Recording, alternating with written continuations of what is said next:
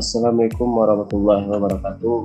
Perkenalkan, nama saya Titeh Niawan dengan NIM 1101202236 dari kelas TT 43 GAP 0910. Baiklah, pada kali ini saya akan mempresentasikan tugas besar pemenuhan mata kuliah literasi data, di mana saya melakukan survei tentang penggunaan uang elektronik di masa pandemi.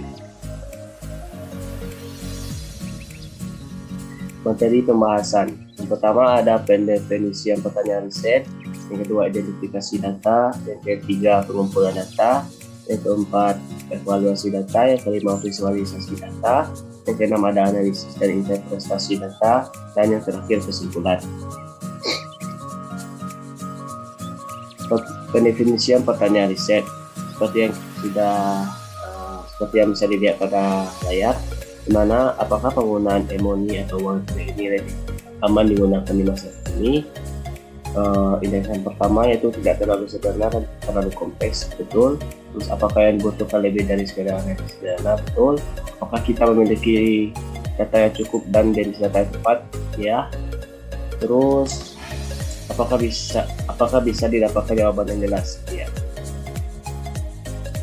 Terus ada identifikasi data. Pada identifikasi data, variabel yang dibutuhkan untuk menjawab pertanyaan penelitian yang sudah didefinisikan pada tugas sebelumnya, yaitu variabel kuantitatif, di mana variabel kuantitatif adalah jumlah peminat media pembelajaran saat ini. Terus ada pengumpulan data. Pada metode pengumpulan data kali ini menggunakan survei dan dengan menyebar kuesioner dengan menggunakan Google Form. Langkah-langkah pengumpulan data: yang pertama menentukan populasi, yang kedua mencari data akurat unit populasi, yang ketiga memiliki sampel yang representatif, dan terakhir pada menentukan jumlah sampel yang memadai. Selanjutnya ada evaluasi kualitas data, di mana di sini ada 4. Yang pertama ada komplit, di mana dari data yang diperoleh itu sudah cukup untuk menjawab semua pertanyaan saya. Tersedia semua variabel yang dibutuhkan dan tersedianya nilai dari unit yang saya butuhkan. Yang terakhir ada correct, di mana data yang diperoleh pun benar, dapat diverifikasi dengan mudah. Yang ketiga ada coherent, yaitu data yang diperoleh pun bisa diterima oleh logika ataupun akal sehat. Dan yang terakhir ada accountable, di mana data yang diperoleh pun bisa dipertanggungjawabkan karena diperoleh langsung dari responden melalui kuesioner survei. Selanjutnya ada visualisasi data. Ada yang pertama pada pertanyaan, yaitu apakah penggunaan e-money lebih aman digunakan pada saat pandemi? Sesuai dengan survei yang saya lakukan, ini adalah hasilnya yang tergambar. Telah dilakukan survei terhadap 31 masyarakat dengan rentang usia yang sudah ditelah, banyak dari usia remaja yang berkontribusi menjawab survei ini.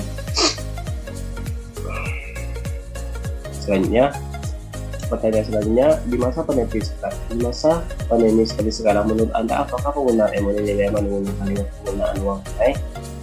Sesuai dengan survei yang saya lakukan, banyak yang menjawab setuju, 64,5% menjawab setuju dan 35,5% menjawab netral, dan tidak ada yang menjawab tidak setuju.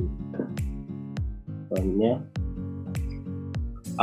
aplikasi apa yang sering Anda gunakan untuk melakukan transaksi e-money?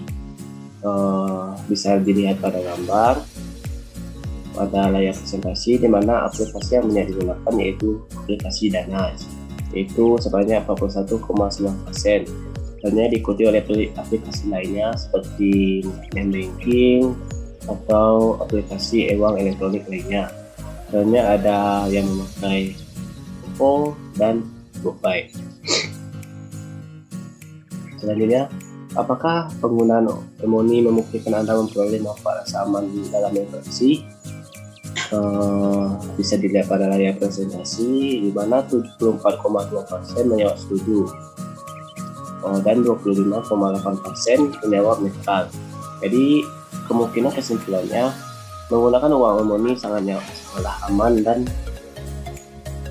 bisa mengurangi angka COVID-19 tanpa langsung berinteraksi dengan orang.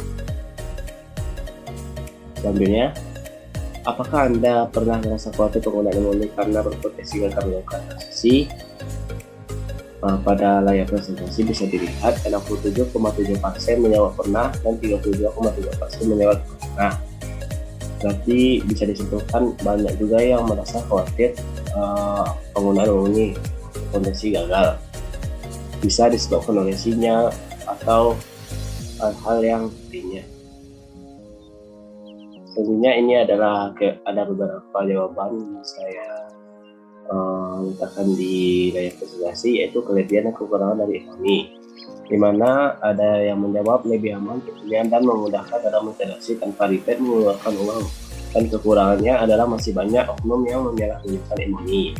Selanjutnya ada kelebihannya, yaitu kita tidak perlu jauh-jauh keluar rumah buat transfer, dan apabila kelupaan membawa cash tidak perlu lagi khawatir karena pembayaran bisa langsung menggunakan imunisasi.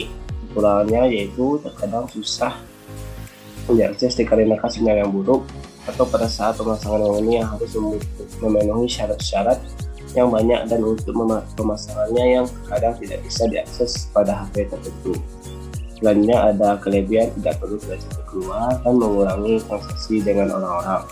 Selanjutnya ada juga yang menjawab kelebihan kita bisa melakukan transaksi di mana saja tanpa membawa uang cash. Dan kekurangannya terkadang terkendala di koneksi internet sehingga tidak bisa menggunakan imunisasi. Selanjutnya kelebihannya kita tidak perlu lagi mengambil uang cash sehingga mempermudah transaksi. Selanjutnya ada kelebihan kita bisa mengakses dengan mudah. Kelemahannya kadang mengalami jaringan yang kurang stabil akibat kegagalan dalam melakukan transaksi. Selanjutnya statistika dan deskriptif. Untuk uji statistik yang saya gunakan yaitu uji JEK. Hal itu dikarenakan data yang didapatkan lebih dari 30 sampel. Sebentar saya tulis di laporan. Terus selanjutnya kesimpulan. Setelah dilakukan pendefinisian pertanyaan riset, identifikasi data, pengumpulan data, evaluasi kualitas data, visualisasi data, analisis dan interpretasi data, maka dapat disimpulkan bahwa pertanyaan apakah penggunaan imunisasi lebih aman digunakan di masa pandemi ini mendapatkan jawaban bahwa masyarakat sudah merasa lebih aman menggunakan imunisasi pada pandemi ini, dan dilebihkan imunisasi juga lebih praktis dan dapat membantu mengurangi penularan COVID-19. Semua data yang terkumpul juga menunjukkan masyarakat sudah lebih nyaman menggunakan imunisasi. Baik, hanya itu yang dapat saya sampaikan pada presentasi kali ini, dan lebih kurangnya saya mohon maaf. Saya sudahi. Assalamualaikum warahmatullahi wabarakatuh.